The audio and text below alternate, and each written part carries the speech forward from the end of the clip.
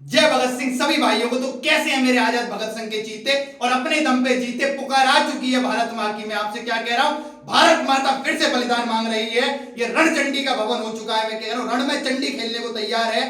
दोबारा से आइए।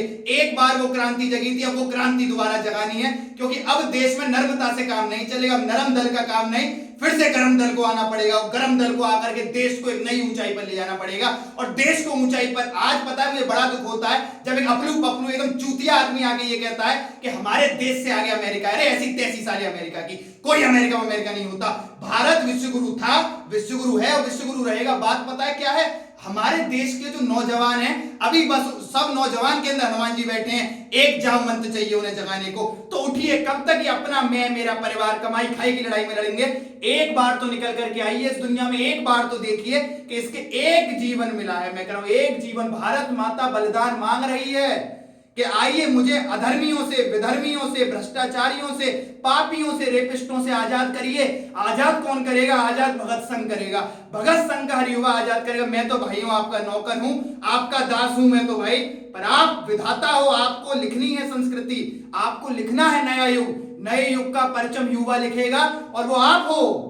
वो आप लिखोगे नए युग को। तो नए युग को लिखने के लिए अपनी भुजाओं में ताकत बनाइए और इस नीरसता से बाहर आइए। मुझे युवा नीरस नहीं चाहिए, मुझे एकदम इतना तिलमिलाता हुआ युवा चाहिए जिसके रगों में बिजली दौड़ती हो। पता है भगत सिंह जी के विचारों को जब पढ़ते हैं ना, रोंगटा खड़ा हो जाए उस युवा का, और देश के लिए बलिदान देने को वो युवा आगे आ जाए।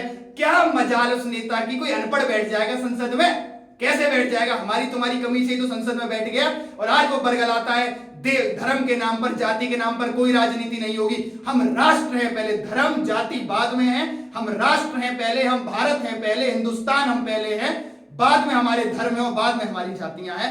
मैं भाइयों इतनी सी बात कहने, कुछ भाइयों को बहुत बुरा भी लगेगा, लगने दीजिए, बुरा लगना भी चाहिए, पर देश के लिए एक। देखिए मैं एक बात कह रहा हूं, आपसे मैं वादा करता हूं, जब तक जान मेरे शरीर में जान है मैं देश के लिए करूंगा और आप लोगों को भी करवा के रहूंगा, क्योंकि ये आपका देश है, ये आपका भारत है। कोई विदेश में बैठ के हमें बताएगा हमारी क्या औकात है, खचेड़ के रख देंगे उसे। हमें बताएगा हमारी क्या औकात है। जब महाराणा प्रताप ने जन्म लिया, जब चंद्रशेखर आजाद जी ने जन्म लिया, जहां पृथ्वीराज चौहान आए, जब झांसी की रानी आई, वो हमें बताएंगे क्या है? वो नहीं बता सकता। हमें तो हमारे युवा को जगना पड़ेगा, आगे बढ़ना पड़ेगा। और यही एक संघ आपको एक ऐसा मंच देगा, आपके नौकर भाई को नौकर मान करके भाई स्वीकार करें और संघ का हिस्सा बने और आगे लेकर के चले इस मंजिल को। तो इसी के साथ मैं कहूंगा जय हिंद, जय भारत।